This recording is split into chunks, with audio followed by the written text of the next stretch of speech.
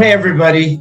We are so pleased to have with us for one of our conversations the main man of Penthouse 7, our Big Daddy. You all know him. You all love him. We all love him. Mr. Archie Lacson.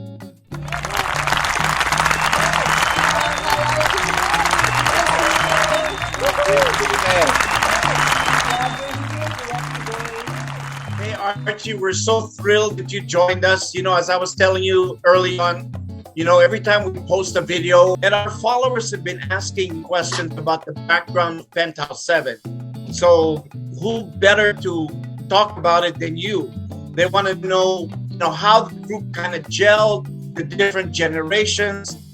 So any insight you could give them, I think would be very, very welcome. Thank you, Mike.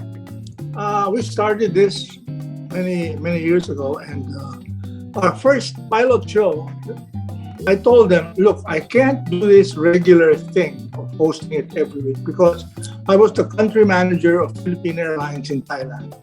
And I was still at that time when Freddie Garcia asked me and David Lovett asked me to host it. I said, look, I'm on vacation. I can do this. I can do 2 episodes and then I'm out of here. Well, long story short, 35% of the household of Metro Manila tuned in on the second week, the second Sunday, and I guess the rest was just the beginning. And as you can see, we're still all here, and I've never enjoyed so much camaraderie. We started that pilot show, if I have to go back again, pilot show with just me, Angie Pineda, and Billy Castelvi from the original Latin group. And then the modern group were composed of some other young people whom we asked, such as Benny Ramos, he passed away already, Irma, and the rest of those biker dancers. They became biker dancers after they left Penthouse. Yeah.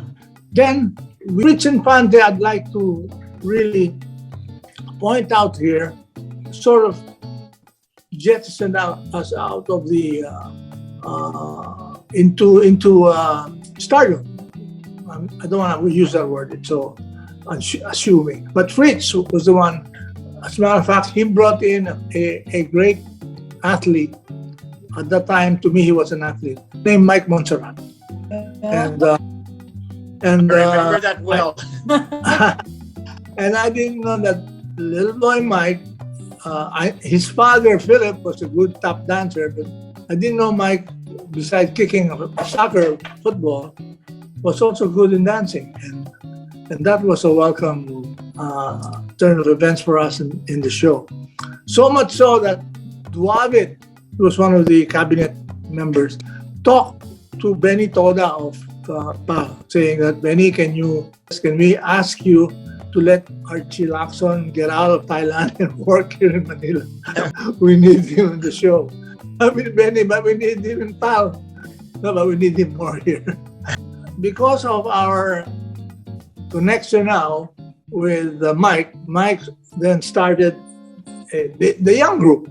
So he took care of that. I took care of the Latin department, and Tito joined us. And Annabelle, what's her name, Joni, of course, was also part of that. Annabelle's role was this. He brought in the Kulasa girls, the girls from St. Scholastica.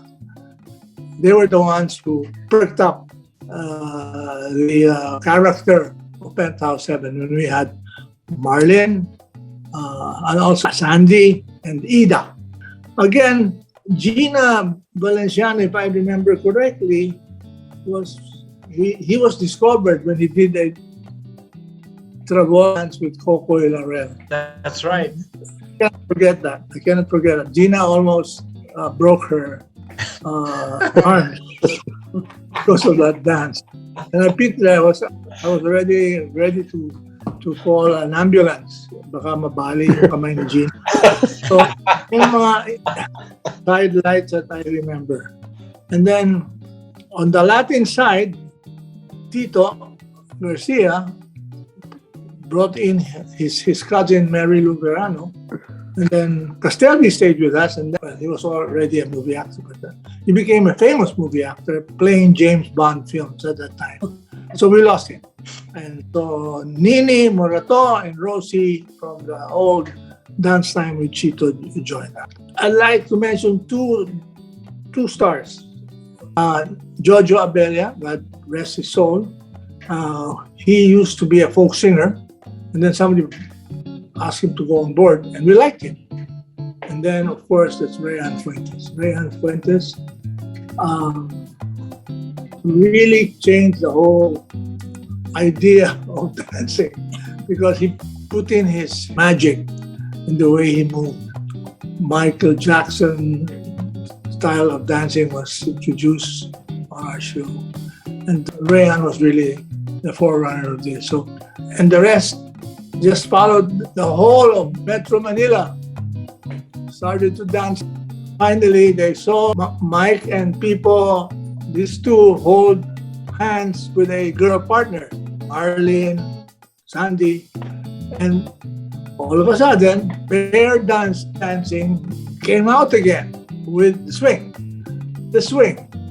I was in New York City in 1974, 75, and I saw this type of dance, which they called the New York Hustle. The Filipino community there showed me that there's a new dance called the New York Hustle. So it was all right. Van McCoy was the... oh yeah, Van McCoy. Oh my gosh. So it is. Remember that? Right? Yeah, I remember you well. When I To the hustle. Yeah, I went to this Latin place in New York City, in Manhattan. And when I saw the Puerto Ricans do it, iba ito.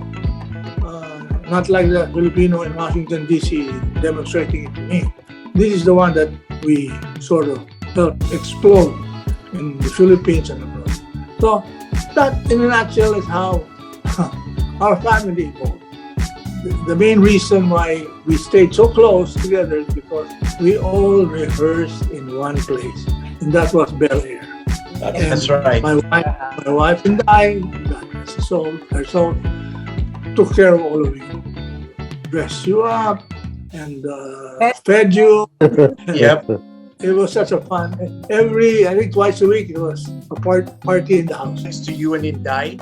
Yeah, I think that whatever we did during the week, those 3-4 days of rehearsal, that was the fun. camaraderie, the love, it just really translated to those Sunday nights, and people just saw it. I mean, I don't think I don't think anybody could have planned it that way, but I think it was just the way we were all treated in your home. Yeah. And like I've told other people, many times when there's there's a star in the show, which was you, it could be very easy for us to be just the background. But because you cultivated that culture of inclusiveness for all of us, we were the same. If Archie was going to have a party at home, we would be the same people to be invited to his house, whether we were on the show or not. And that's why the show was just like an extension of a party at Archie's house. Yeah. And that was the magic of the show.